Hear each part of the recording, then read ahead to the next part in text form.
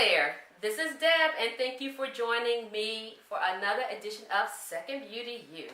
So I am here with a wonderful lady today. Her name is Rachel, and Rachel is here to share her story on her journey as she has overcome and conquered breast cancer. So in recognition of October being Breast Cancer Awareness Month, Rachel has agreed to come today and share her story with us. So welcome, Rachel. Well, thank you, Deb. I really appreciate you. I appreciate you. Oh, yeah. I just get so happy every time I have someone, because everybody's different and everybody's special. Rachel just has a special place in my heart. She and her dear mom, Mother Langston. It's always fun to see you. It's always fun to be seen. She's such a funny lady. She loves the Lord. You know what? You should have been a Christian comedian. You know you can do that, right? I don't normally laugh at my own material. It's funny though. It's real funny. But anyway, Rachel is here to just share with us her story on how she overcame breast cancer. So the floor is all yours. I don't want to keep talking because I know I can talk a lot. So at this point. All right. So in 2015, President's Day, I got a call from the hospital saying that they wanted me to come in that day. They had a slot that was open, and when I went in, they confirmed a diagnosis of breast cancer. And the resident doctor who was the first to deliver the news, once he told me, he just kind of went quiet to see what my response would be. And he says, well, do you have any questions? I said, well, yes, I'd like to know what's next. And he says, well, let me get the doctor in, and he will discuss, what the next steps will be for you. When the senior doctor came in, of course, he confirmed what the resident doctor said, and he began to address the questions of what next, and I was told that I would have to undergo some additional testing so that they could stage the cancer, which is pretty important to determine what type of treatment protocol you will be involved in. And the interesting thing is that if I had waited 6 additional months, my outcome probably would have been very different. And so it's very important, and I probably can't stress that enough, for early detection by way of mammograms. Get your annual screenings and then follow up if they happen to call you back in. Absolutely. Because when something like cancer is detected earlier, your chances of beating it is much greater. That's great. That's great information. Yeah, and so I went back to have the cancer staged and to determine what the treatment would be. And so for me, I had to go through 8 chemotherapy sessions. I had 4, and then I had the surgery to remove the tumor. And then I had another 4 sessions, and then 30 radiation sessions. And during the process of staging and testing, they determined that the cancer had indeed spread to one of my lymph nodes. And so for the surgery, we had to deal with that as well, removing the lymph nodes and everything. That's why I said if I had waited another 6 months, it probably would have traveled beyond the first set of lymph nodes. And so I stayed on schedule. I show up every year for all of my screening, and I think we all need to get committed to being better stewards over our health. That's good.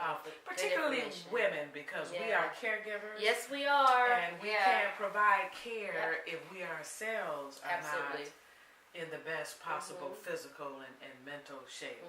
And so that's important. It's very important, because I know you even care for your mom. Yes, I do. Yeah, her dear. She has a sweet, sweet mother, Mother Langston. She's funny lady. Is she feisty? Well, you're just like her. Oh my goodness. Oh my goodness. What I love about, even after you've gone through all your treatments and everything, Rachel, she and Mom, they travel so much. Oh, absolutely. I mean, when I received the cancer diagnosis, I looked at it as a bump in the road and not the end of the road. Just when I am driving and I hit a pothole, I usually don't stop. Yeah. keep the car moving. Absolutely. And so this was a bump in my road, and I was determined to get to the other side. I had full confidence that I would. I did everything within my ability. I exercised my faith. I cooperated with medical science. And I think probably the biggest thing that really started getting the attention of my healthcare providers was my outlook. Yeah.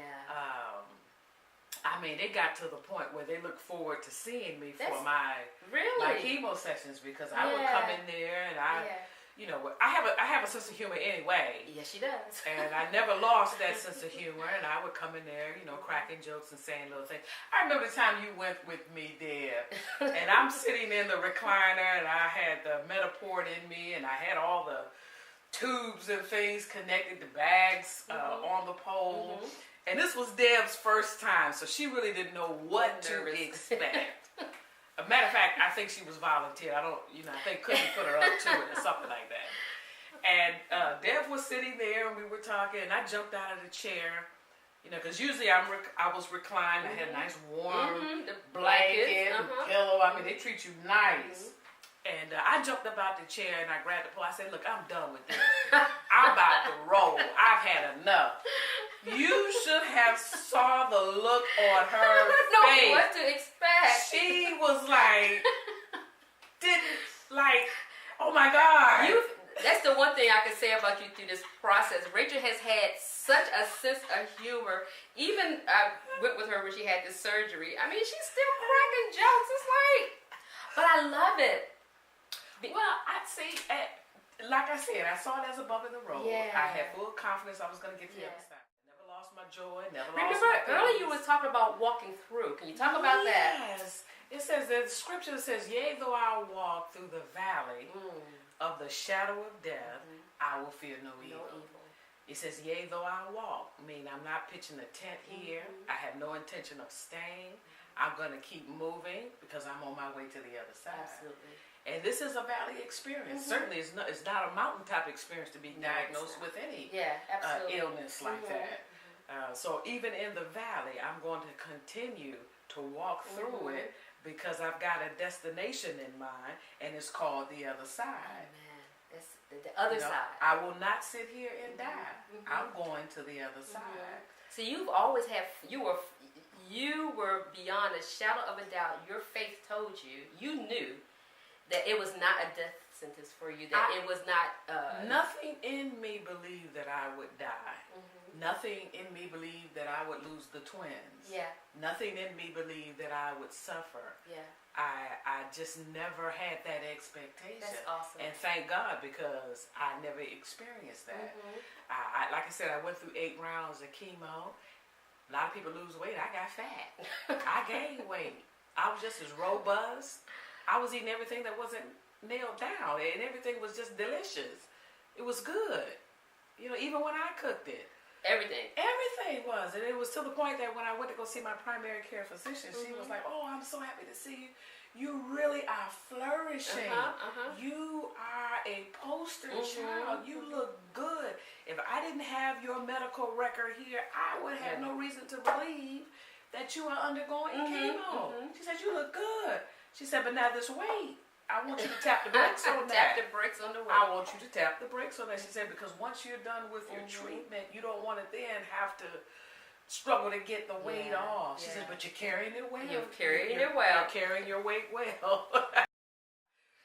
And so I didn't experience anything negative in my body. I never had days where I was throwing up. Every day I got up. Every day we kept it moving. I never changed my routine. Never had a need. That's awesome. I've always been a sound sleeper, and I continue to be. I've traveled with her. She gets her rest. Oh, I go hard for the record. But it just, it was to the point that I even had one of the ladies while I was undergoing my chemo infusion. She says, "We've got to have you back so that you can talk with other people who are dealing with a cancer diagnosis." And I never said I had cancer. I never said that I was sick. I said I'm in the midst of a health challenge. Yes. See, and a challenge implies it can be beat. Yes. So I'm in the process of a health challenge. and I'm out to get my health restored. Mm-hmm. You know, and I continue, you know, to believe the word of the Lord, and I continue to fully cooperate That's awesome. with medical science. I didn't feel like because I was a woman of faith, I could step out of the medical science arena. I put faith with medicine. That's good. And I continue to walk through the valley That's good. of the shadow of death. Shadow. It was a shadow. It was a shadow. Just a shadow. Yeah, and I never had any foreboding of evil. Evil is an interesting word because if you flip it, if you spell evil backwards, it says live. It does. Absolutely. And I chose to live. That's good. I chose to live. Absolutely. I chose to enjoy my life even though I was in the middle of a health challenge. The interesting thing is that 90% of the people in my church, 90% have no idea that I've ever had a cancer challenge. Isn't that something? They have no idea. I was in church every Sunday. Yep. I continued to serve every You certainly Sunday. did. We took vacations. We did getaways. I continued to work until the doctor said, "Stop she that." takes some very interesting vacations. I want to share. I love it. Yeah, I mean, you know, because I've always had a sense of adventure. Yeah. You know, Yep. and I love life, and I'm full of life. Oh, that's awesome. And I just believe in living until you take your last breath. And I'm convinced that my last breath is many days from now. I really don't have any bad or sad memories as it relates to the cancer diagnosis and the treatments and things that I went through. I don't, you know, I can't even say it was a sad time. I really can't even say that, you know, because like I said, we kept it moving. You certainly did. You know, and it just wasn't what most people thought it would be like. And my primary care doctor said, "Well, you know, you are a case study for mind over matter." I said, "No, not necessarily mind over matter. It's about faith. It's about faith." Amen. And I said, "I never believed that I was going to die or suffer in any real way." And so if you don't believe that, there's no reason to have a down countenance. There's no reason to be sad. You know, and just like I said, most of the people in my church never had an idea that I had a cancer challenge. Most people in my neighborhood, clueless, because every Saturday me and mother would jump in the car. I mean, oh my God, you too. You know, we never slow. Never. You know, Ever. And by the time I had to wear a wig, they said, "Oh, she's switching it up. She's doing something a little different." They never associated anything negative. Well, let's talk about the wig for a minute. In particular, to that lady who is afraid of losing her hair. Rachel had long, beautiful, flowing hair, but even now, I mean, her hair she could grow it back in, but she's keeping it short, which I personally love it. I think it's pretty because it shows her pretty face. But talk to that lady who's afraid of losing her hair. Well, see, what you have to understand is that the hair will come back. It's just hair. Grow. Yeah. Yeah, and when my hair came back, it grew like crazy. I would tell people, I said, "I'm not growing hair, I'm growing carpet." I mean, it was thicker than it ever had been. I mean, it was stronger than it ever had been. You know, and I just, like Deb said, I just choose to keep it short. I say, "Hey, everybody's going natural. I like natural. Natural's good in the morning. Natural is good. Natural works. Yeah. You know." And so it was a choice. But my hair, it's even when I go to the barber to get it cut, he's like, "You know what? You probably need to show up a little bit more often because your hair grows." Yes. You know, so your hair will come back. I mean, that's a minor thing. It's a minor thing. It's a minor thing. And didn't you have to did you cut it or you just? I did not cut my hair. My oncologist, I think I had like my third chemo session and my hair was still like on my shoulders, you know. And he was like, I want you to go ahead and cut your hair. He said, because I don't want you to have trauma if you wake up and your hair is on the pillow. I said, I'm not going to have any trauma. And I said, I'm not going to cut my hair. Yeah. But I had already purchased a wig because I knew that the inevitable is you're going to lose hair.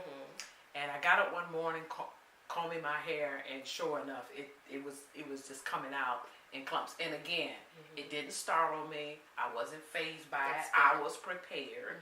I knew my hair would grow back.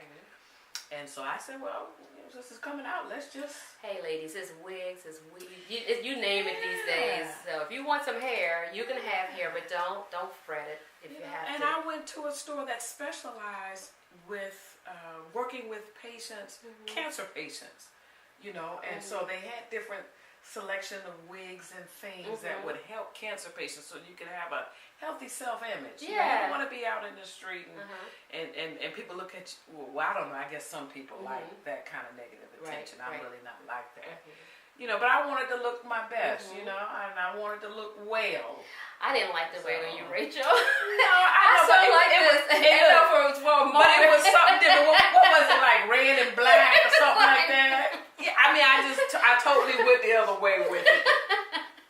Have some fun. You know, don't take yourself too serious. I know, right? Yeah. Yes. So, you know, you do what you have to do to get through, and then you do something else when you get to the other side. So, you know, it kind of worked for me. She's so lovely, such a lovely person. So, if you can get some words of encouragement to that lady out there, and even sometimes the men are, but let's just talk to the ladies. I mean, what would you say to her to encourage her? Yeah, I would say, do not fear, okay? Do not fear. Fear is a liar. Fear will always tell you the worst case scenario. Fear doesn't offer any comfort. Fear doesn't give any support. Fear does not impart any peace. Fear does not give strength. Fear will take you of every good thing, and it will taint every good thing. And so do not fear. Just like the storm came, the storm will pass. Don't be in fear. And I think the biggest challenge that a lot of cancer patients have is managing that dialogue between their two ears. You know, you got to get control over your thought life. You've got to get control over your ear gate. You got to get control over your eye gate. I didn't watch trauma stories on television, and I'm on my way through a health challenge. That's not what I chose to view. I didn't get with cancer patients who were talking doom and gloom. I didn't run with friends who would say, "My aunt died of breast cancer. My mother." I didn't run with them because that's their testimony. Just because it happened to them, that's no reason for me to believe that it's going to happen to me. I'm a different person. I'm cut different. Yes, you are. I don't accept certain things. That's awesome. You know, my heart would go out to them that they lost someone, but nothing in me believed that would be the end of my story. My story is still being actively written. Hallelujah. That's good. That's some good stuff right there. You know, and this is just one chapter in a story that is still being written. That's good. You know, and so I want to encourage you, take control over your thought life. Don't spend time with people who are talking death and doom and gloom. I'm a witness. I never experienced any of that stuff that you see on TV with cancer patients. I never experienced it. That's good.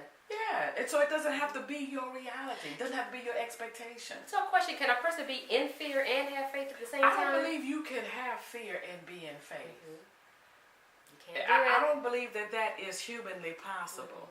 It's either you're going to believe for the best, you're going to stand on the word, or you're going to fear and expect the worst. Fear never expects anything good. Never. Faith always believes in good and what's positive and in what's beneficial. You know, and so like I said, you have to protect your eye gate. You know, consider those things that you're gazing on and that you're looking at because it's forming an image in your mind that you're going to have to contend with. You know, monitor and watch your ear gates, what it is you're allowing yourself to hear because that recorder is going to play. Absolutely. You know, and what's on your playlist? Exactly. Whatever you're feeding yourself, what's in your mind, that's what's in your playlist. That's what's going to repeat itself over and over. Exactly. And then the thing about cancer or any other sickness or any other difficult point in life, what it does is shows you what manner of woman or what manner of man you happen to be. And that's an opportunity for you to contend with that. Because when you're under pressure, pressure will squeeze. Oh, yes. And what's in you will come out. It's coming out. And when you see things coming out of you that is not the you that you want to be, that's an opportunity for you while you're going through that scenario to work on that, sharpen that, get that out. Yeah. Because when you get to the other side, you want to be better, you want to be bigger, you want to be stronger, you want to be greater. You know, for having experienced something that was negative. That's it. That's You it know? right there. And I never had the mindset that I was diagnosed with cancer because I was a bad girl. I don't accept stuff like that. The word of the Lord said that it rains on the just and the Unjust. Everybody gonna deal with rain. Everybody's gonna have a valley. Everybody. It's just the human experience. It's just life. Get committed to living and getting through those things. Absolutely. Because tomorrow can be totally different for you. It doesn't rain every day. And likewise, you know, this is a small, when you look at your whole life, this is a small portion.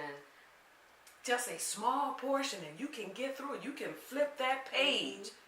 You can get through it. You can do it. Absolutely. So You can do it. just don't be in fear. Take control over your thought life. You know, stay in the Word or get a relationship with Christ if you don't have one. Amen. And get around people who will speak words of encouragement, who will speak words of faith. That's you know important. what I'm saying? That's key. All right. And then when you get to the other side, you are positioned to be a help and a benefit to someone else who may also face a similar crisis. You get to be a living witness.